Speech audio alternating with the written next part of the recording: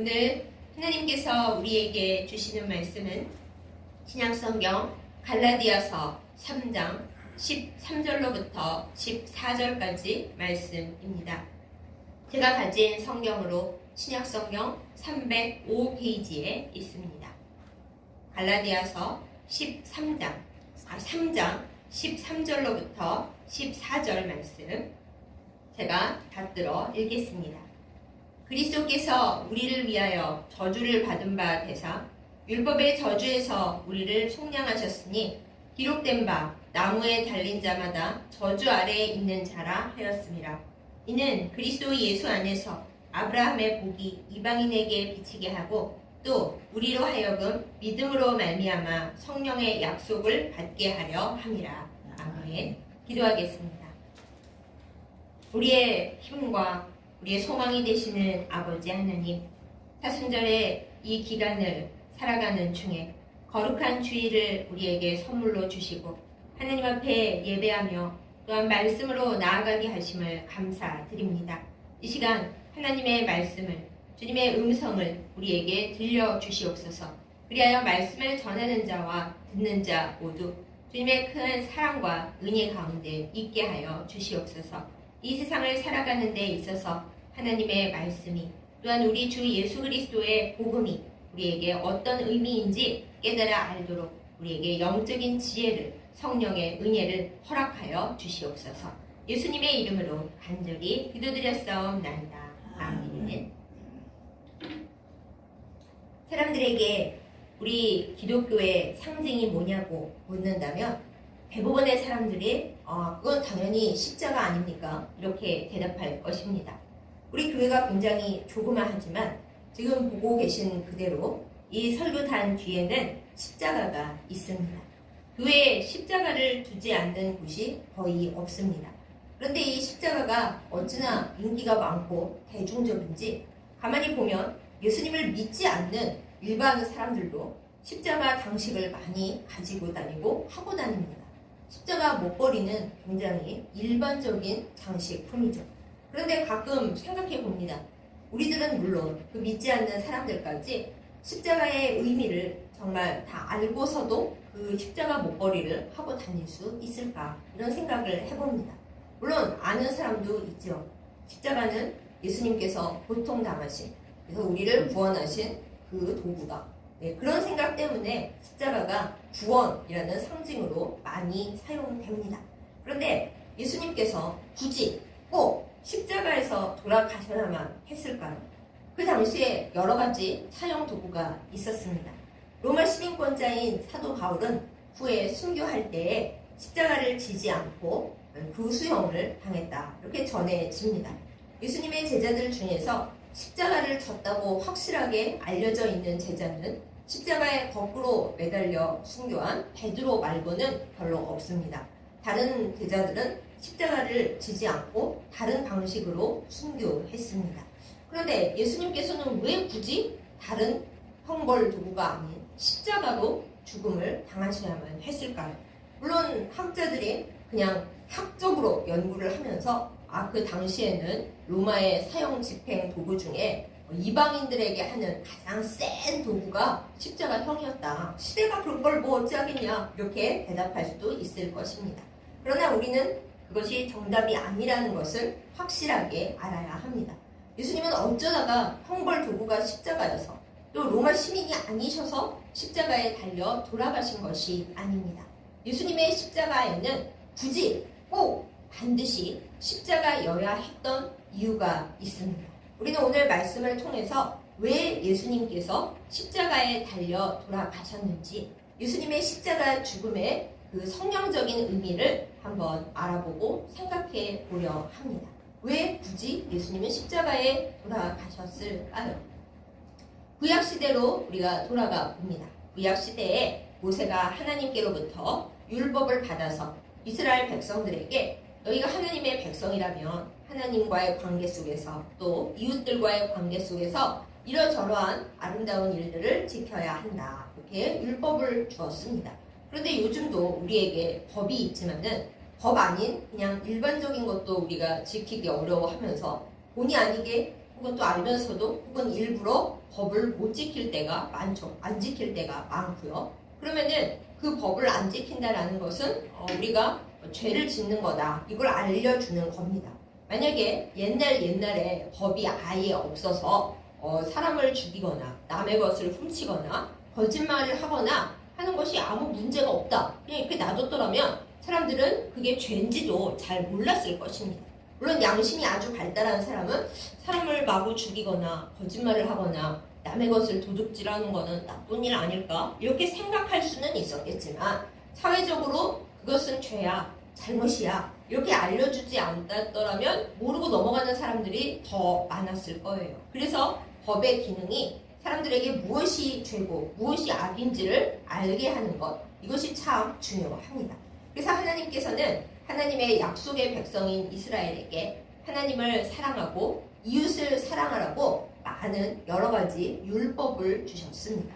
그거 지키지 못할 경우에는 율법의 저주 아래에 있어서 그것에 대한 형벌을 받거나 또한 더 심하게는 죽임을 당할 수도 있었습니다. 그래서 구약의 율법은 상당히 엄격하고 무섭다. 우리가 이렇게 생각을 하죠.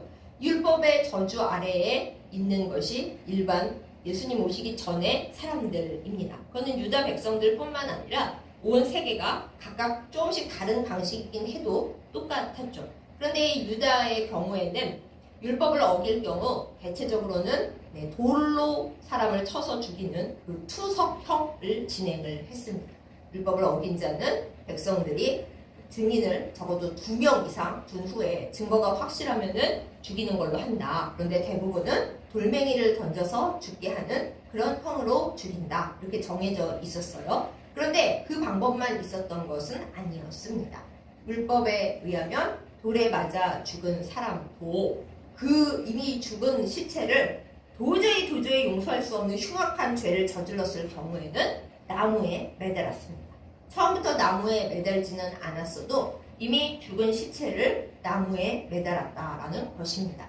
이 나무에 매단다라는 의미는 무엇인가 하면은 그 사람이 하나님께도 저주를 받았고 몸은 이미 죽었지만 영혼은 하나님께서 그 사람에게 적절한 처벌을 내려주세요라는 의미를 담고 있었다라고 합니다. 이거 제가 지어낸 말이 아니고요. 구약 성경에 확실하게 적혀 있습니다. 우리가 그 말씀을 한번 찾아보기로 하겠습니다. 사실 외기도 쉬워요. 어디에 있냐 하면은 신명기 21장 22절에서 23절에 있습니다. 신 2일 2, 2, 3 이렇게 외기도 좋죠. 오늘 갈라디아서 본문과 이어지는 아주 귀중한 구약의 말씀이고 예수님의 십자가를 이해하기 위한 말씀이기 때문에 제가 한번 읽어보겠습니다. 사람이 만일 죽을 죄를 범함으로 네가 그를 죽여 나무 위에 달거든 그 시체를 나무 위에 밤새도록 두지 말고 그날에 장사하여 내 하나님 여호와께서 네게 기업으로 주시는 땅을 더럽히지 말라. 나무에 달린 자는 하나님께 저주를 받았습니다. 이런 말씀이 있습니다. 차마 아멘 하기도 너무 무서운 말씀이죠. 나무에 달린 자는 하나님께 저주를 받았다라는 말씀이 정확하게 구약 성경에 적혀 있는 겁니다. 그래서 이스라엘 백성들, 유다 백성들이 사람을 죄에 있어서 죽인 후에도 웬간해서는 나무 위에 매달지는 않았다고 합니다. 나무에 매달린다는 것은 이 사람이 그저 율법적으로 죄를 지었을 뿐 아니라 그 죄가 너무 크고 중해서 하나님께까지 저주를 받고 영혼도 버림받은 거다라는 그런 뜻이 있었기 때문에 그렇게까지 심하게 하지는 않았다라는 거죠. 그럼에도 불구하고 간혹 이제 반역이라든가 도저히 어떻게 회복할 수 없는 죄를 지었을 경우에 나무에 매달았는데 오늘 말씀에 보면은 그렇죠. 그렇다고 하더라도 다음날까지 내버려 두지는 말라. 왜냐하면은 저주를 받은 자를 나무 위에 그대로 매달아 두면은 하나님께서 주신 그 땅이 더럽혀지기 때문에 이렇게까지 얘기를 하고 있습니다. 그러니 나무에 매달렸다라는 것은 얼마나 지독한 저주입니까? 사람들에게서 미움받고 죄지어서 죽은 거 그것뿐만이 아니라 여기에 달아놓은 사람은 그 영혼도 하나님께로부터 버림받은 사람입니다. 이거를 얘기하는 거니 어떻게 구제할 길이 하나도 없는 거예요.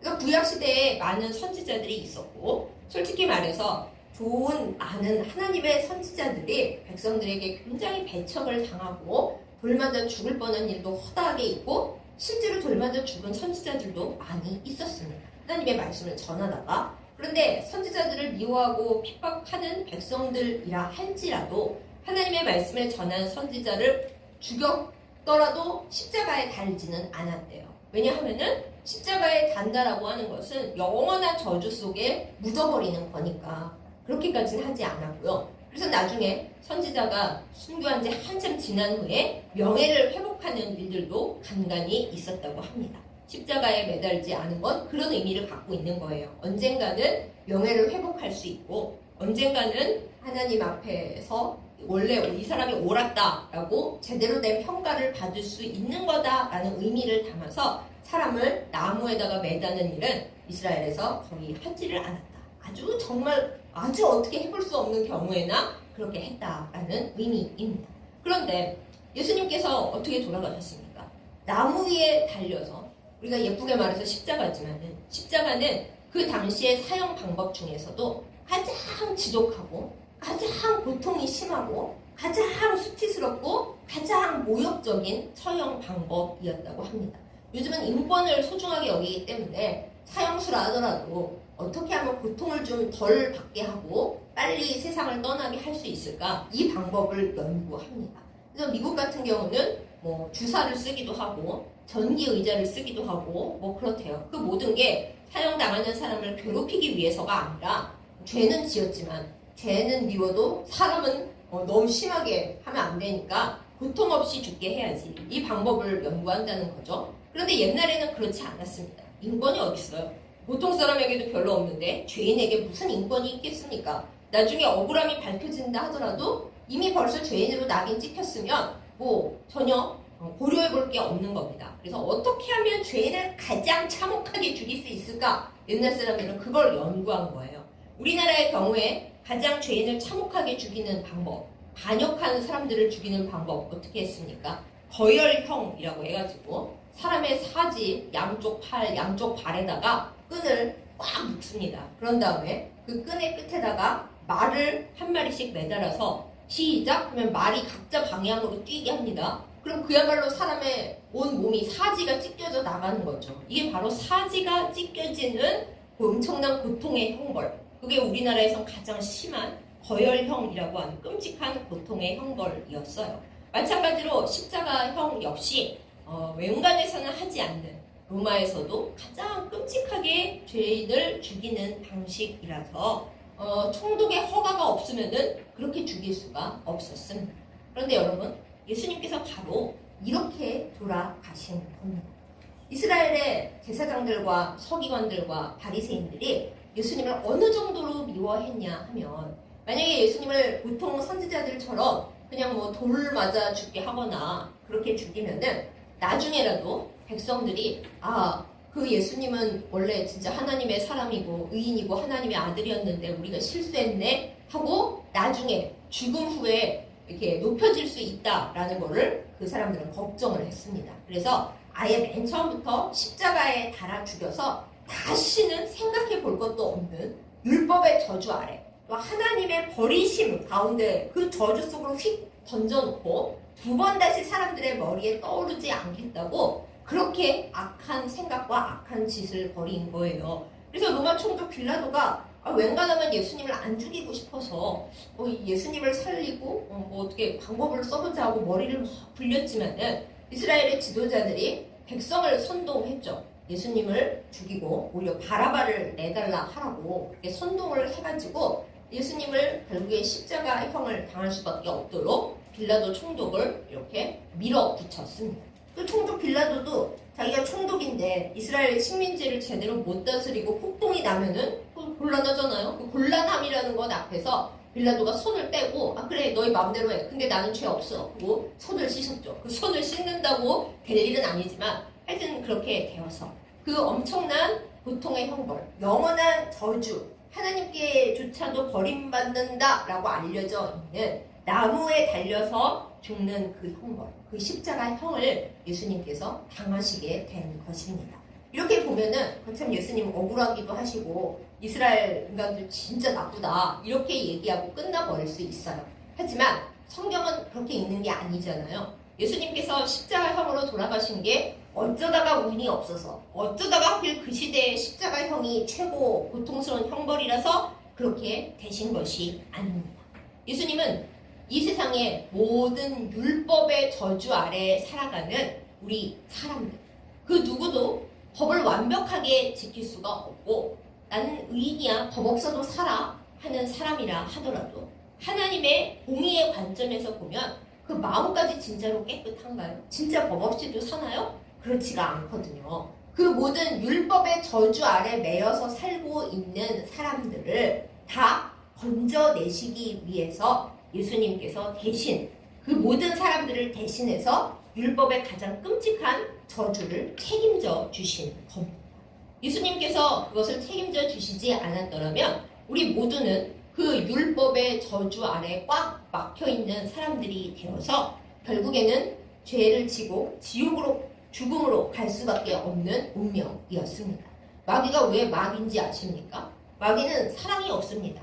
공정만을 요구합니다. 그러면서 하나님께 가서 이러는 거죠. 하나님께서 사랑하신다는 그 인간들, 하나님 공의의 하나님이신데 그 공의의 입장으로 볼 때 걔네들은 살릴 가치가 하나도 없습니다. 그러니까 지옥으로 다 끌고 갈 테니 내놓으세요. 이렇게 말할 권리라고 하면 무엇하지만 마귀는 항상 이렇게 우리가 온전하고 공의롭지 못하다라는 걸로 하나님 앞에 우리를 고발하면서 자기와 같이 지옥으로 떨어져야 한다고 그렇게 얘기하고 있는 거예요. 근데 하나님께서 헛소리하지 마. 무조건 공의 하나님이 그냥 독재하시면서 마귀는 꺼져. 나는 인간을 그냥 살릴 거야. 이러시는 하나님이 아니신 거예요. 하나님은 공의의 하나님이시고 또한 사랑의 하나님이시기 때문에 그렇게 죄가 많고 율법의 공의 앞에서 지옥으로 갈 수밖에 없는 인간을 살리시기 위해서 하나님의 공의를 만족시킬 만한 방법을 맨 처음부터 생각을 하셨습니다. 아담과 하와가 죄를 짓고 쫓겨날 때부터.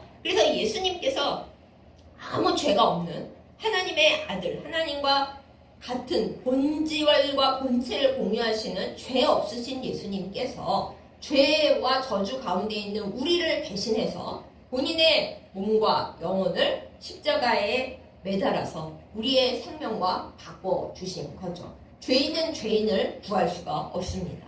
만약에 어떤 사형수가 제가 저 사형수 대신해서 죽을게요. 그럼 누가 듣겠어요? 야, 네 목숨이나 챙겨. 너도 사형수인데 뭔 소리야? 될 수가 없는 거잖아요. 그래서 사람이 사람을 위해서 죽는 것은 큰 사랑과 헌신일 수는 있지만 그걸로 그 사람의 죄값을 치를 수는 없는 겁니다.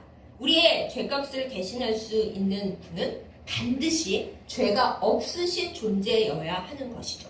그런데 그런 사람이 이 세상에 어디 있어요? 없어요. 그래서 공의로우신 하나님께서는 본인의 독생자를 우리 모두를 살리자고 율법의 저주 아래 그 모세에 의해 제정되어 있는 구약 자체에 있는 그 율법, 나무에 매달린 자는, 나무에 있는 자는 다 하나님께 저주를 받은 자고 땅을 더럽힐 만큼의 그런 무거운 죄를 진 자다 하고 되어 있는 그것을 만족시키시는 그 방법으로 예수님을 십자가 위에 달려 돌아가시게 하는 겁니다.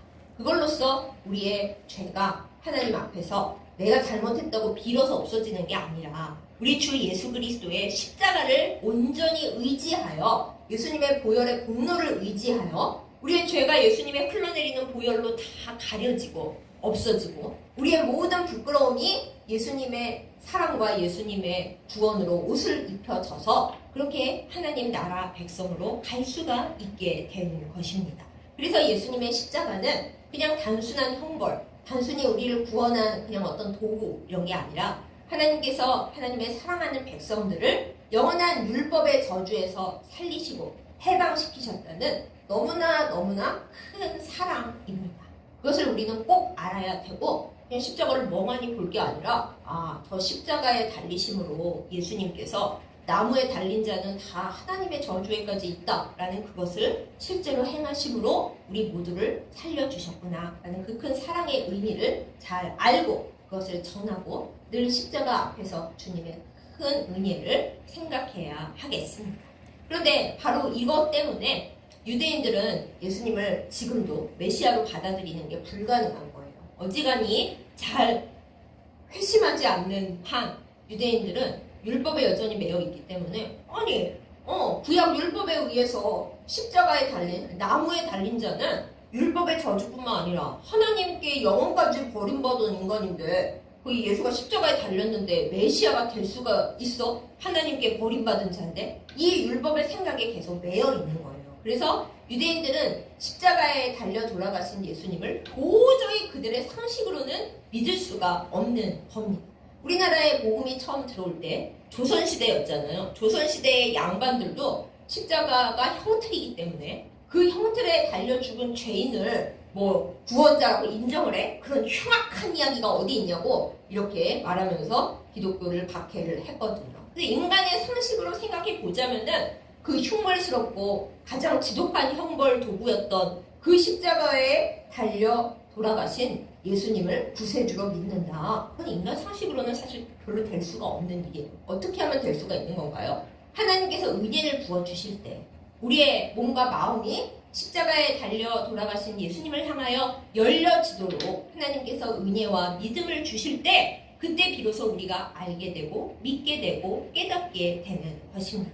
만약에 우리가 믿음 생활을 하는데 저는 십자가가 필요 없고요. 예수님이 십자가에 달리셨든 말았든 나랑 아무 상관이 없고요. 저는 그저 기도를 해가지고 제가 바라는 소원들을 이루고 우리 애들 잘 되고 또 교회 모임에 가면 재밌잖아요. 혼자 있는 것보다야 사람도 만나고 사업에도 도움되고 인맥도 쌓고 그러면 좋잖아요. 그래서 저는 교회 다녀요. 그런 거 말짱 부르는 겁니다. 정말 시간 낭비예요. 그거는 지금 잠시 좋을 수는 있어도 나중에는 결국에 시험에 들고 떠나가게 됩니다.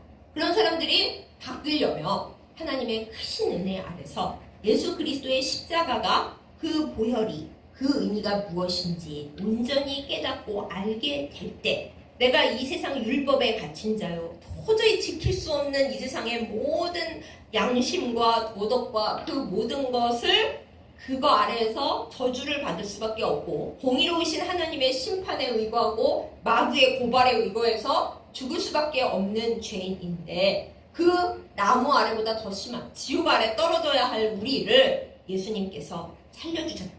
그 은혜의 상징이 보여지는 것이 십자가구나. 이걸 깨달을 때 우리가 온전히 진짜 그리스도인인 것입니다. 사랑하는 여러분, 이걸 깨닫는 믿음이 은혜가 우리 안에 있기를 예수님의 이름으로 소망합니다. 우리가 전도할 때 이것을 전해야 마땅합니다.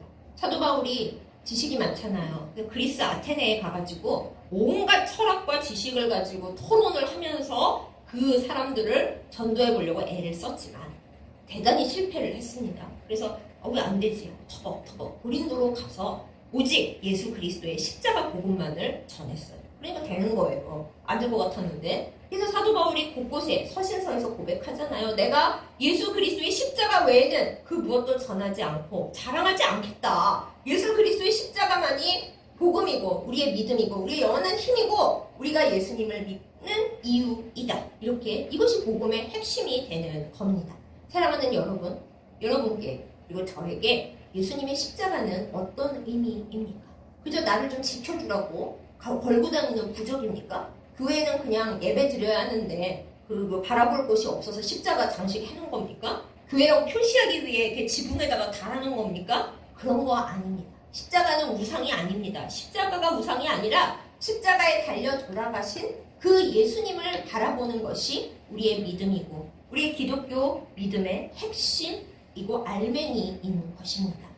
하나님께서 인간을 사랑해서 죽을 인간을 살리려고 독생자를 이 세상에 보내서 대신 죽게 하셨다. 이 엄청난 사랑의 이야기는 오직 우리 기독교 신앙에밖에 없습니다. 세상에 종교는 많지만은 신이 자기 피조물을 사랑해서 그 피조물들을 안 죽이고 살리려고 자기 독생자를 내려보내서 억울하게 죽게 하고 그 대가로 다 살렸다. 이 얘기는 오직 우리 기독교에밖에 없는 거예요. 그래서 우리는 종교가 아니라 하나님과 사람 사이에 어마무시한 대단하고 있을 수 없는 기적적인 사랑 이야기를 담고 있는 그야말로 사랑의 관계, 사랑의 은혜를 담고 있는 믿음입니다. 여러분은 이 믿음에 초대받으셨습니다. 아무리 전해도 대부분 못 듣고 필요 없어요 하고 안 믿는 세상에서 어쨌든 여러분은 믿으셨고 교회 발을 들어 놓으셨고 지금 이 이야기를 듣고 계시잖아요. 하나님은 우리를 초대하셨습니다. 사랑하는 아들의 십자가 죽음으로 우리가 당할 모든 죄와 죽음과 수치와 죽음 후에 가야 할 지옥에서 당할 그 모든 고발 사건까지 하나님의 십자가로, 우리 주 예수 그리스도의 십자가로 다 해결 보셨다라는 것입니다. 이것만 붙들면 우리가 영원히 살 수 있고 우리의 모든 죄와 고통에서 해방받을 수 있는데, 알면서도 왜 이것을 믿지 않겠습니까? 믿어야 마땅합니다. 그래야 삽니다.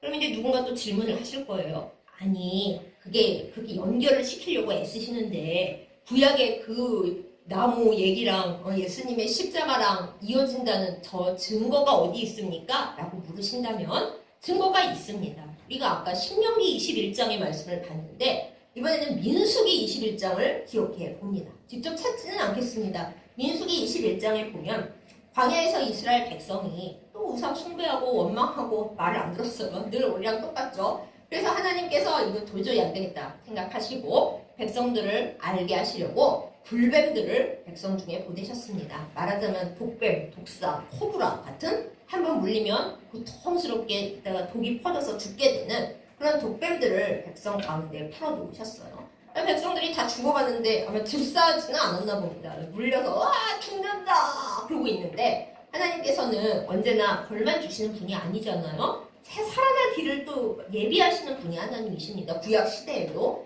그래서 하나님께서 모세에게 말씀을 하십니다. 그 뱀 형상을 놋으로 만들어서 장대 위에 높이 매달아라. 그리고 그 놋으로 만든 뱀을 쳐다보는 자는 다 살 거야. 그러셨습니다. 얼마나 쉬워요. 다 죽어가고 있는데 뭐라도 해봐야지 하는데 간단하게 장대에 높이 달려있는 놋뱀만 쳐다봐. 그러면 살 거야. 그랬습니다. 그래서 쳐다본 사람들은 다 살았고 그것도 못하겠다. 난 그냥 죽을래. 그런 사람 다 죽었죠. 그럼 그때는 그 이야기가 그냥 그런 이야기인 줄 알았는데 예수님께서 요한복음에서 그 유명한 요한복음 3장을 보세요. 니고데모가 밤중에 몰래 예수님을 찾아와서 뭐 어떻게 해야 영생을 얻냐 이런 복잡한 얘기할 때 예수님이 예를 들어주신 게 있습니다. 모세가 광야에서 뱀을 든 것 같이 인자도 들려야 하리니. 예수님께서 직접 말씀하셨어요. 어떤 모습으로 이 세상에서 저주를 풀어주실 것인지. 옛날에 그 불뱀들이 백성을 다 죽이고 있을 때 장대에 놋뱀을 매달아서 그거 바라보고 그것만 딱 이렇게 눈을 맞추면 살 거야 하신 그 하나님의 말씀만 순종하면 살았다라는 그 얘기가 예수님을 통해서 이루어진다는 것을 예수님께서 직접 말씀을 하셨다라는 거예요. 그래서 십자가가 이렇게 이어지는 겁니다. 여기서 또 제가 옛날부터 가지고 있었던 질문에 대한 이야기를 하나 해보겠습니다. 아니 왜 굳이 뱀이에요? 뱀은 보기도 흉측하고 아니 왜 뱀이지? 뭐 별도 있고 뭐 아름다운 거 많잖아요. 꽃도 있고 근데 왜 뱀일까? 불뱀이 온 건 알겠어요. 그런데 굳이 꼭 그 불뱀 형상을 놋으로 만들어서 뱀 모양을 바라보라고 그랬었나 했나? 싫죠. 그런데 이제 세월이 지나고 저도 공부를 하고 기도를 하다 보니까 알게 된 것이 있습니다. 예수님은 사람들이 다 싫어하는 뱀의 형상을 하시고 십자가에 달려 돌아가신 거예요. 예수님 언제 뱀의 형상을 하셨어요? 라고 물으신다면 그만큼 미움과 혐오와 저주의 대상이 되셨다라는 뜻이에요. 예수님께서 얼마나 미움을 많이 받으셨으며 이스라엘에서 웬간한 랍비는 선생님은 십자가에 매달지 않는데 예수님은 다시는 복구되지 말라고 십자가에 본디오 빌라도를 졸라서까지 매달았어요. 정말 예수님은 너무 미움받으셨어요. 그렇게까지 미움을 받을 수가 있나. 혐오의 상징이 되고 뱀처럼 사람들이 싫어하는 그런 존재가 되고 뱀처럼 사람들이 피하고 도망가는 그런 존재가 되셨어요. 그런 모습으로 십자가에 달리셨어요. 그러니까 많은 사람들이 지금 유대인들 포함해서 흉측하게 십자가에 달려 죽은 그렇게 미움받고 죽은 죄인을 믿는다고 어떻게 구원을 받아? 이런 생각을 사람들이 하겠죠.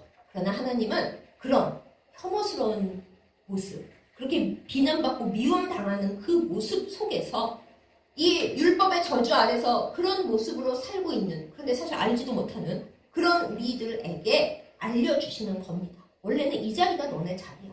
너네가 뱀의 유혹을 받은 최초의 조상처럼 너희는 결국 그 뱀처럼 저주받고 미움받고 혐오의 대상이 되는 그 운명 속을 지금도 걸어가고 있는데 내가 그거 다 바꾼다.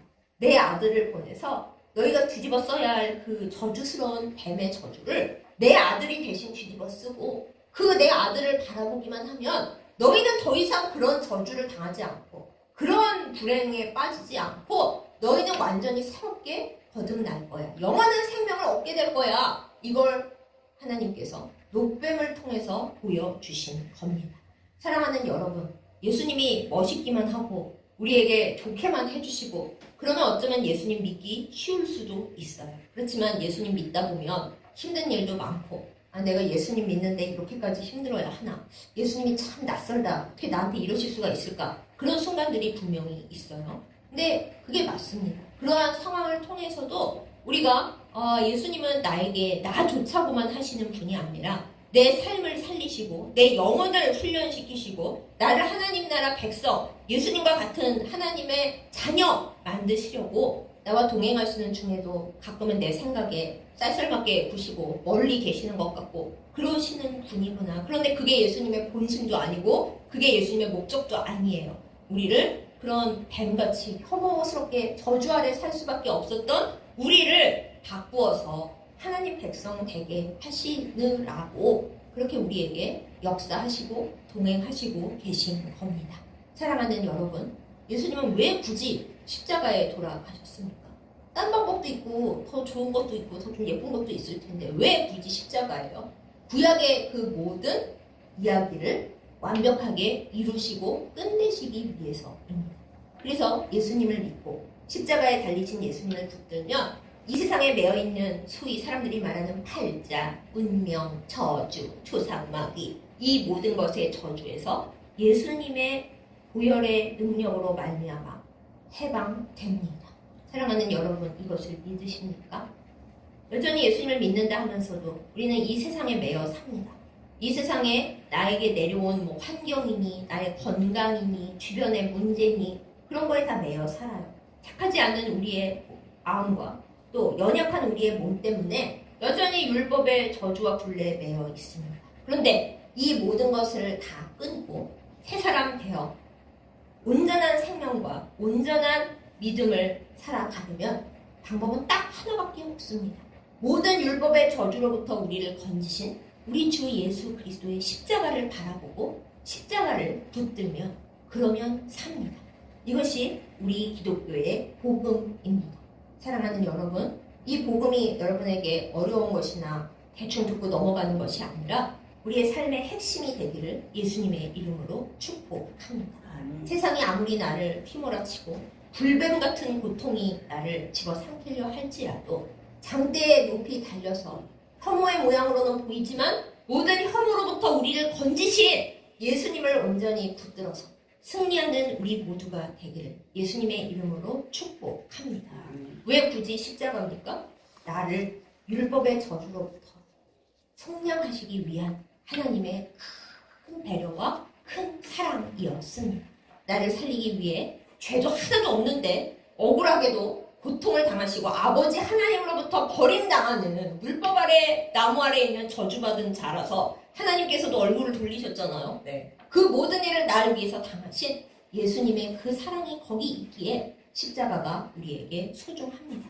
아니 사실 십자가가 소중한 게 아니라 십자가에 달리신 예수님이 곧 나의 영원한 생명이고 사랑입니다. 이 진리가 이 어려운 세상을 살면서도 승리하기를 바라고 소망하고 나아가는 우리 모두의 희망과 소망과 능력이 되기를 예수님의 이름으로 축복합니다. 아멘. 기도하겠습니다. 은혜로우신 아버지 하느님, 우리 인간을 버리지 아니하시고 끝까지 구원하시려고 하나님께서 독생자를 이 땅에 가장 수치스러운 모습으로 보내시고 죽게 하시고 우리를 율법의 저주에서 풀게 하여 주신 그 은혜를 인하여 감사드립니다. 이 비밀이 너무 커서 세상 사람들이 깨닫지 못하고 우리가 예수님을 믿는다 하면서도 이 이야기에 관심이 없는 때가 너무 많습니다. 주여 영의 눈을 열어주시고 영의 귀를 열어주시고 우리 복음이 무엇인지 알고 전할 수 있도록 우리를 새롭게 하여 주시옵소서. 우리 이끌 불뱀 같은 이 세상의 고통에서 구하여 주시고 우리 주 예수 그리스도를 온전히 바라보며 십자가의 권세로 이기게 하여 주시옵소서. 이 사순절 기간에 우리가 예수님을 다시 한번 생각합니다. 아무 죄 없으시고 하늘의 왕자이시건만 우리를 이 나를 살리시고 자유롭게 해주시겠다고 이 땅에 와주신 그 예수님을 우리가 더 붙잡고 더 사랑하고 더 가까이 갈 수 있도록 성령의 은혜를 내려 주시옵소서. 예수님의 이름으로 간절히 기도드렸사옵나이다. 아멘.